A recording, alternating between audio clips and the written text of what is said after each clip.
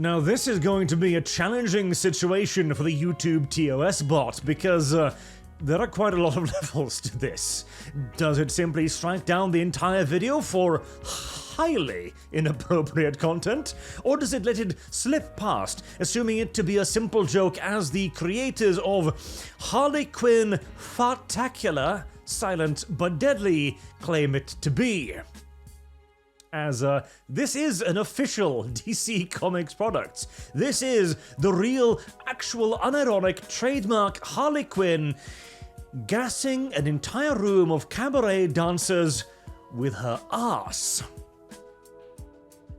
That's not a sentence I ever expected to utter, and yet here we are. So, to read the description briefly, I've been holding in all my very worst bits of bubble guts for the last 32 years, and it's all been leading up to this epic expulsion. You ever had that moment when you discover something on the internet and your first thought is, that isn't real? Followed by, I would never in a million years have thought that would be real. Followed then immediately by the next logical thought, which is, shit, I know exactly who this is for. On everyone's soul, we will be reading and we will be gooning to this. Suddenly, I am far more sympathetic to the position of the anti-goonigators. You know what? There is a degree of degeneracy that might need cracking down upon.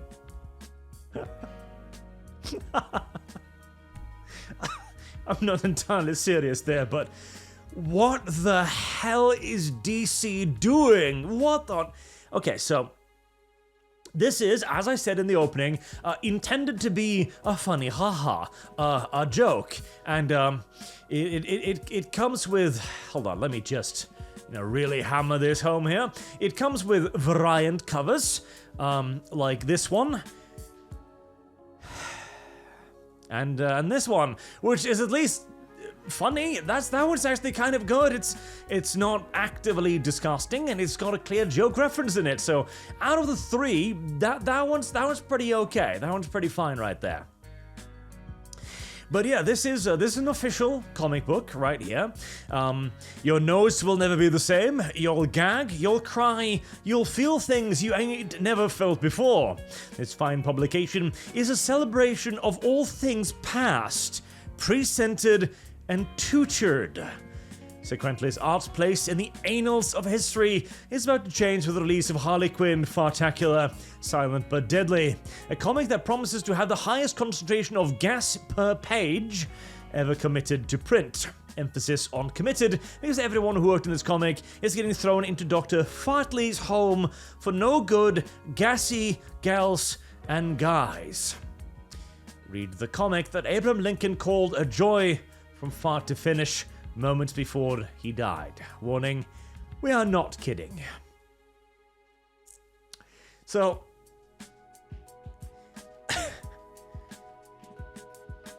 how does one begin? How do I launch into this? Okay, I know.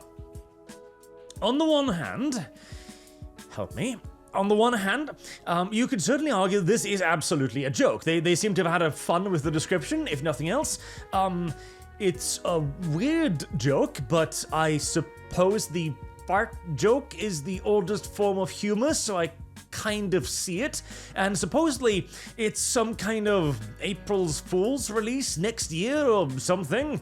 DC Comics releases March 26th and so on. But on the other hand, this is somebody's fetish. I guarantee you, Jesus H. Christ as my witness, each and every one of these people have very suspicious browser history that they hope and pray will be deleted swiftly in the event of their untimely death, because yeah, it's gonna contain some stuff that is going to make their nearest friends and family, and even distant relatives, to be entirely fair here, question their association with them to a rather extreme degree. Or maybe not, as apparently it has been psychologically proven that you've inherited a lot of your fetishes from your parents. Let that realization sink in there for a moment, because frankly, I wanted to give you something that is slightly worse than this to at least elucidate the point that I guess you can make a joke even out of Harley Quinn, blowing wind at a cabaret club. This is definitely one of those challenging questions on the whole little debate we've had. Censorship versus degeneracy. Is this degenerate? Yes, I do believe it probably is. Is it harmful? Not really, other than to DC's branding, I suppose. And frankly, if DC wants to cock a gun and point it to its own head with Harley Quinn of all characters as well, then who am I to stand in their way? I'm certainly not going to be catching a bullet for DC anytime soon, so if this is how they wish to represent, unironically, one of their more popular characters. Harley Quinn, as originally designed by Bruce Timm, was one of the several breakout characters from the early animated series that created for themselves a room and a legacy in the comic book industry and animated entertainment initially. These are brand-recognized, valuable characters that would, if only DC had the faintest clue how to utilize them, be enormous cash machines if they wish to turn them into feisty fetish masturbation material, then that is certainly one way to monetize their trademark, even if it is a somewhat unconventional one for mainstream comics. Even though, come to think of it, I wouldn't be overly surprised if this has already been done, but in a form of, in a somewhat more unofficial fashion, shall we say. But should it be removed? No. Should it be mocked? Yes. Why, yes, indeed. I do believe that for the vast majority of people, this is going to be a what on God's good earth is DC doing? Is this your humor? If so, what does that tell you about the company? Because as much as I can recognize the fart joke as the oldest of them all, this has, I don't know, fart jokes were fun when I was 8? 9?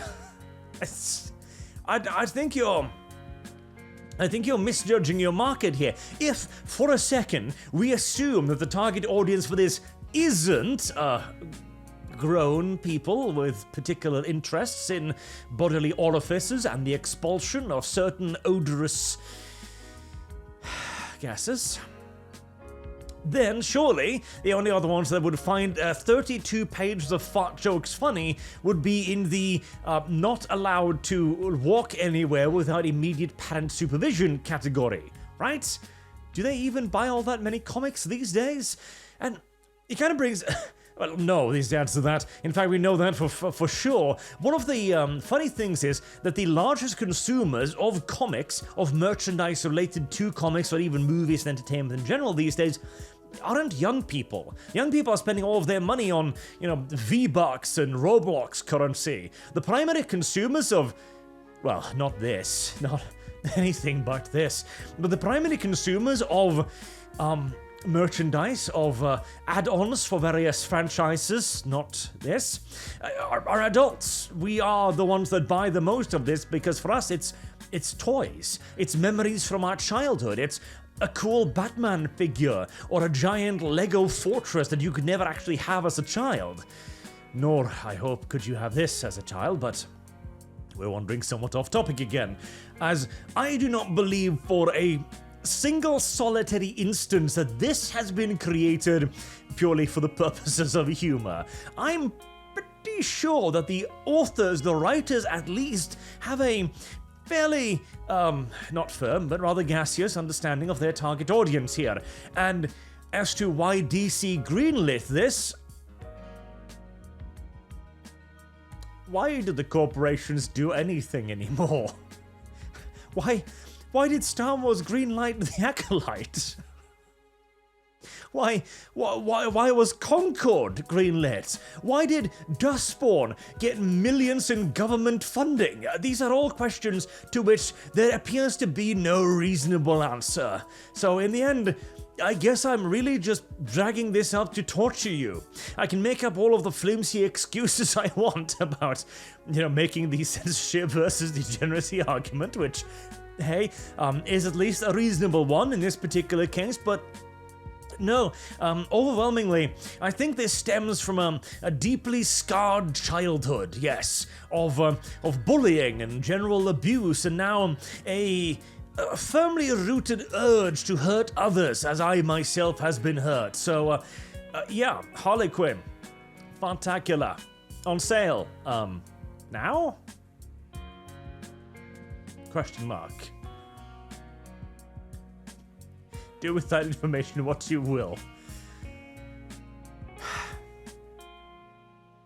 Good night.